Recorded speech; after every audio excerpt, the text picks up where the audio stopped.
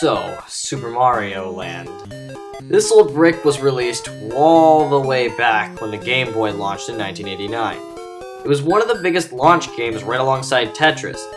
This game was the first ever Mario platformer on a handheld as well, but oddly enough wasn't even designed by Miyamoto. And, well, you can really feel that, but I'll get to that later. So, you must be wondering, what are my opinions on it? I mean, I'm making a whole video for it, must be a reason why. Well, I can't tell you, this game is oddly mixed among people, with some loving it and some really hating it. I myself didn't even get to play it until 2012, so trust me, I'm far past that nostalgia deadline. Ironically enough though, I actually really enjoyed this game, despite some of its flaws. First, let's get the controls out of the way. You know that feeling of laziness you sometimes get in the morning? You know, the one that makes you move like a ton of bricks? Yeah, that's the way this game feels. It's so sluggish and unresponsive. Seriously, what happened? Even in the first Mario game, the controls were better than this. This control scheme actually makes even the simplest tasks a lot harder than they need to be. I just can't comprehend how this was possible. Ugh. Well, at least the rest of the game is much more enjoyable.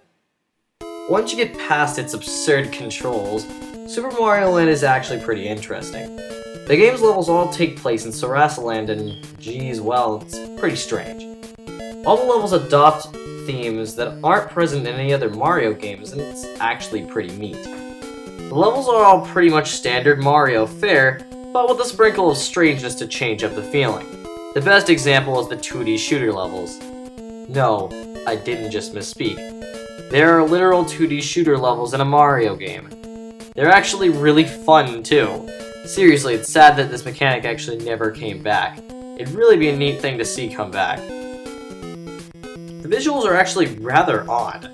It looks fine and everything is really good looking, but geez, everything's so small. Seriously, everything just seems chibi-fied. Which isn't a bad thing, of course, but still, it's just really strange. Thankfully, though, the levels are actually really impressive looking and have a lot more detail than I'd expect. I especially like the castle levels, as they have much more detail than I'd expect from a Game Boy game in general. The music is also really solid overall. The game's tracks are surprisingly catchy, though oddly enough, Nintendo almost never reuses them. Though, perhaps it's because the music is very, well, stereotypical to say the least. By the way, Super Mario Land is not a long game. In fact, it only takes about 30 to 40 minutes to beat if you know what you're doing. Thankfully though, you're probably not gonna beat this on your first run unless you're like a master or something. I myself tried several times to beat it. I would just randomly sit down and play until I gamed over. It was also fun every single time. Well, at least until that one time the game crashed me during the final boss! It still works, actually. When I threw it against the wall, I panicked a little bit. Don't worry. There's no reason to worry. Well, I did eventually beat it, and man, did I feel great. Well, until I realized that I still never beaten the first Super Mario Bros. Game in a straight no-warp playthrough. Man, I'm good at video games. Trust me, I'm serious. Overall, though, I always had a fun time with Super Mario Land. Despite its age and very horrible controls, I always managed to enjoy playing it. It was nice, simple, and addictive fun that I could revisit anytime I wanted. Heck, I still play it sometimes just for the heck of it now. It's enjoyable and very fun still. Now sure, you may not like it due to its age and all, but hey, it's like $3 or $4 on the eShop. I'd recommend you give it a shot at least if you're in the mood for some simple addictive fun. I sure enjoyed it.